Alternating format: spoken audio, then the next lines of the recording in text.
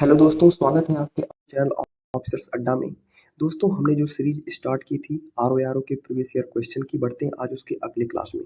देखते हैं आज के पहले प्रश्न को। जो पहला प्रश्न है, निम्नलिखित में से कौन सा एंजाइम प्रोटीनों को एमिनो अम्ल में विघटित करता है? ऑप्शन ए है पेप्सिन, ऑप्शन बी है लैक्टेज, ऑप्शन सी है यूरिएस, ऑप्शन डी है जाइमेस। इसका जो सही उत्तर होगा दोस्तों वह होगा ऑप्शन ए यानी कि पेप्सिन। यानी पेप्सिन जो इसका है सही उत्तर है। इस प्रश्न की व्याख्या को हम देखते हैं।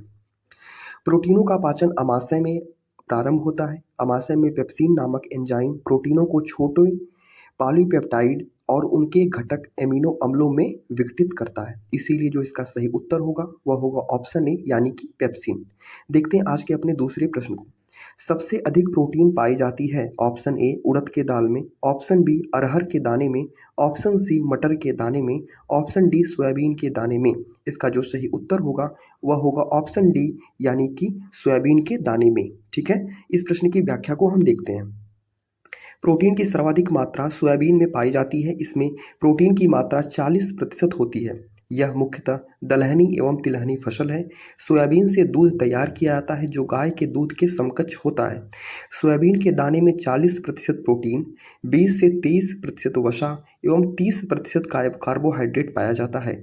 मध्य प्रदेश सोयाबीन उत्पादक का प्रमुख राज्य है। ठीक है, इस व्याख्या को भी आप ध्यान रखिएगा। बढ़ते हैं आज के अपने तीसरे प्रश्न की तरफ।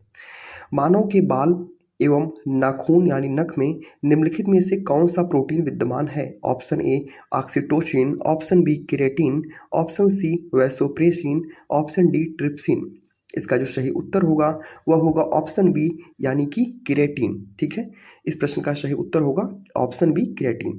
देखते हैं इस प्रश्न की व्याख्या को। बाल केराटिन नामक प्रोटीन का बना होता है। यह प्राणियों में नाखूनों और बालों का प्रमुख संरचनात्मक घटक है, इसलिए सही उत्तर केराटिन ऑप्शन बी। देखते हैं आज के चौथे प्रश्न को। निम्नलिखित खाद्य पदार्थों में से कौन सा सभी आवश्यक एमिनो अम्लों का सर्वोत्तम स्रोत है? ऑप्शन ए है केला, ऑप्शन बी है दाल, ऑप्शन सी है अंडा, ऑप्शन डी है मछली। इसका जो सही उत्तर होगा वह होगा ऑप्शन सी यानी कि अंडा। अंडा जो होता है वह सभी खाद्य स्रोतों में अमीनो अम्ल का जो है वह सर्वोत्तम स्रोत है। देखते हैं इस प्रश्न की व्याख्या को।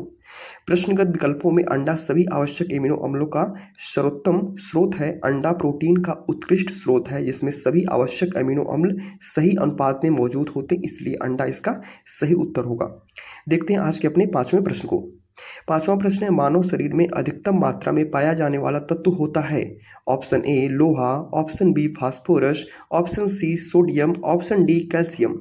इन विकल्पों में जो सही उत्तर होगा वह होगा ऑप्शन डी यानी कि कैल्शियम।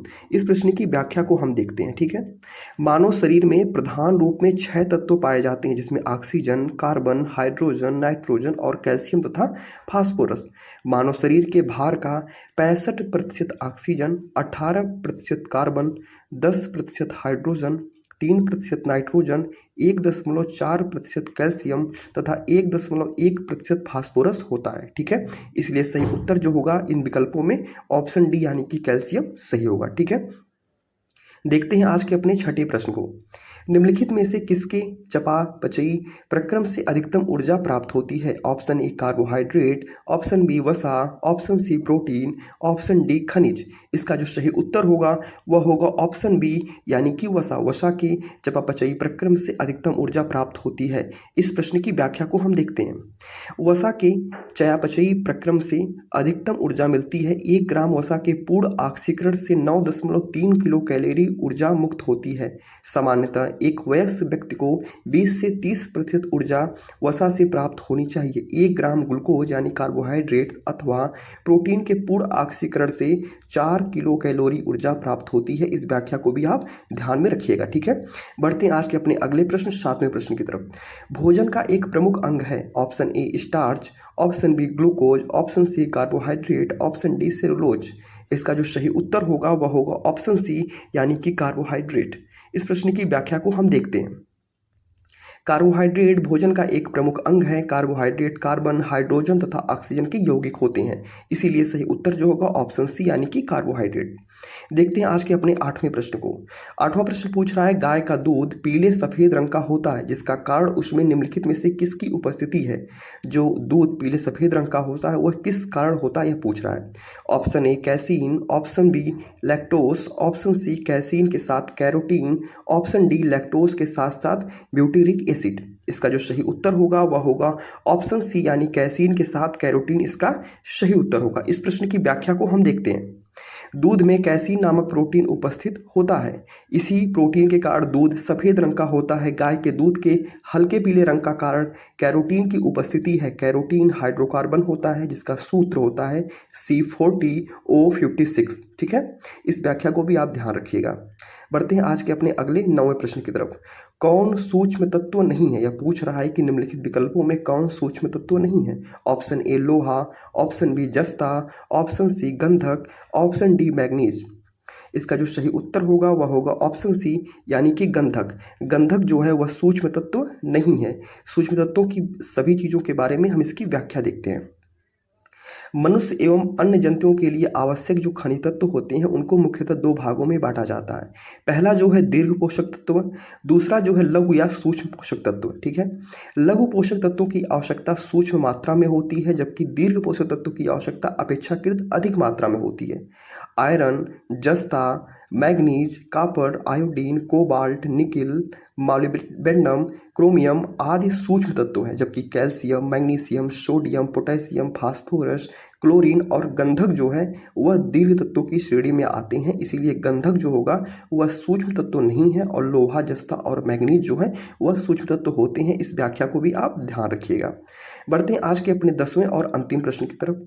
निम्नलिखित में से कौन सुमेलित नहीं है, पूछ रहा है कि जो विकल्प सुमेलित दिए गए हैं वह कौन सुमेलित नहीं है। ऑप्शन ए क्या क्लोरोफिल मैग्नीशियम की वजह से मैग्नीशियम पाया जाता है, बी हीमोग्लोबिन में आयरन पाया जाता है, या खाने के नमक में सोडियम पाया जाता है, क्या कपड़े के धोने का जो सोडा होता है उसमें पोटेशियम पाया जाता है।